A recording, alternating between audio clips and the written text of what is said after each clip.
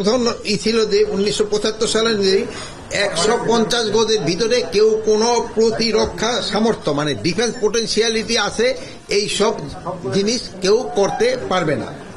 2 number ছিল শূন্য লাইনের থেকে 150 গজের ভিতরে কোনো উন্নয়নমূলক কাজ করতে গেলে একে অপরের থেকে সম্মতি নিতে হবে, কোনো সম্মতি ছাড়া তারা এই কাজটা করতে পারবে না।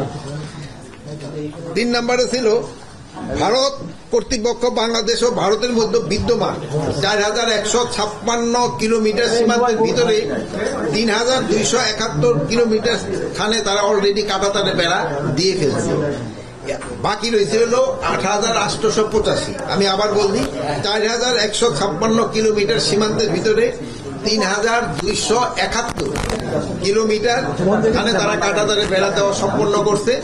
বাকি আছে 885। এখন হয়েছে কি আমাদের এখানে এই বিগত সরকারের আমলে 2010 সাল থেকে 2023 সালের ভিতরে এরা কতগুলি অসম কাজ যেটা মানে ইন্ডিয়ার করা উচিত হয় নাই, বাট আমাদের এই আগের সরকার তাদেরকে কতগুলি একটা সুযোগ দিয়েছে। এই সুযোগের ভিতরে এলো তারা প্রায় 160টা স্থানে মানে এক লেয়ার এলাকা কাঁটাতারের বেড়া দিছে, একটা ঝামেলা আছে। তারপর আবার 78টা স্থানে এখন পর্যন্ত আরেকটা ঝামেলা রয়ে গেছে।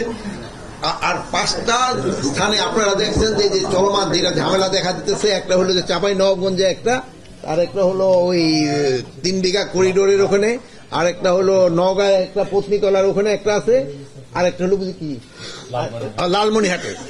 এই জায়গাগুলিতে কিন্তু এই রিসেন্টলি একটুখানি সমস্যা দেখা দিচ্ছে। তো আমাদের বিএসএফ আর এই বিডিআর এর ভিতরে বিজিবির ভিতরে একটা আলোচনা হয়েছে এবং আমাদের বিজিবি খুব শক্ত অবস্থান নেওয়ায় তারা এই জায়গা থেকে কাজ বন্ধ করতে বাধ্য হয়েছে। কিন্তু এখানে একটা বড় সমস্যা হয়েছে, যেহেতু আগের সরকার এখানে কিছু কিছু জায়গায় তারা ইন রাইটেন তারা লিখিত দিয়ে গেছে, এই জায়গায় এটা করতে পারবা, এই জায়গায় এটা করতে পারবা, বাট যেগুলি তাদের দেওয়াটা উচিত হয় না। এর ভিতরে একটা বড় সমস্যা দেখা দিচ্ছে আপনাদের 3 বিঘা করিডোরের ওখানে।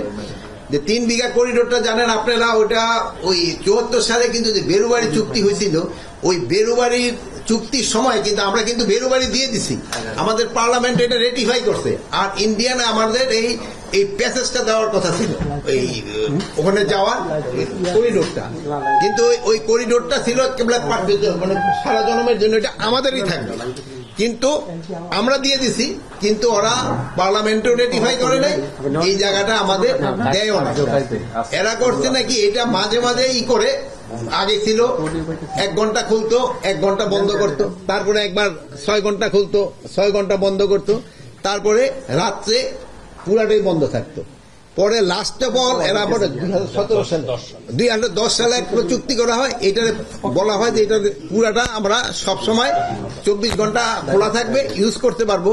কিন্তু এটার পরিবর্তে একটা বিরাট ঝামেলা করছে, ওই যে আমাদের যে জায়গাটা আছে যে অঙ্গরপোতা এখন জাহাগ্রামে, ওখানে ওই 0 লাইনের উপরে বলছে যে তারা দিতে পারবে। 0 লাইনের থেকে যে 150 গজ দূরে যে কাঁটাতারে বেড়া দেওয়ার কথা, বাট ওই জায়গার ক্ষেত্রে দিয়ে দিছে যে 0 লাইনের উপরে তারা কাঁটাতারে মানে ফেন্স করতে পারবে।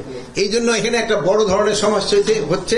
এখানে ওখানে ফেন্স করতে গেলে আমরা বাধা দেয়, বাট লিগেলি আমাকে বাধা দেওয়ার নাই, যেহেতু আমরা অলরেডি এটা এখানে সিগনেচারি আমরা সাইন করছি। এখন এখানে 2 ধরনের সমস্যা, যদি আমরা ওখানে বেশি দিলে তোরা আবার ওই প্রবেশের ক্ষেত্রে একটা ঝামেলা করে। বর্ডারের অবস্থা ছিল এরকমই মোটামুটি, কিন্তু আমাদের বিজিবির সাথে আমাদের জনগণ খুব শক্ত অবস্থান নেওয়ায় এরা কিন্তু অন্যান্য জায়গা থেকে কাজ তারা বন্ধ করতে বাধ্য হয়েছে। এই জন্য আমি বিজিবি এবং আমার বাংলাদেশের জনগণকে আমি অনেক অনেক ধন্যবাদ জানাই যে তাদের এই শক্ত অবস্থানের জন্য। প্লাস আমি আপনাদের মাধ্যমে ওই জায়গায় যারা সাংবাদিক আছে তাদেরও ধন্যবাদ জানাই, তারা এই জিনিসটা কিন্তু ভালোভাবে ফুটাই উঠিয়েছে যে এইটা আমাদের বিজিবি এবং আমার জনগণ খুব ভালোভাবে এটা করছেন, এবং আমাদের সাংবাদিকরাও কিন্তু এতে আমাদের পূর্ণ সহায়তা করছে। এইটাই ছিল আজকে ইসের মেইন আলোচনা। আর অন্যান্য আইন শৃঙ্খলা, হ্যাঁ, তাদের সাথে আমাদের লেভেলে সব যোগাযোগ হচ্ছে।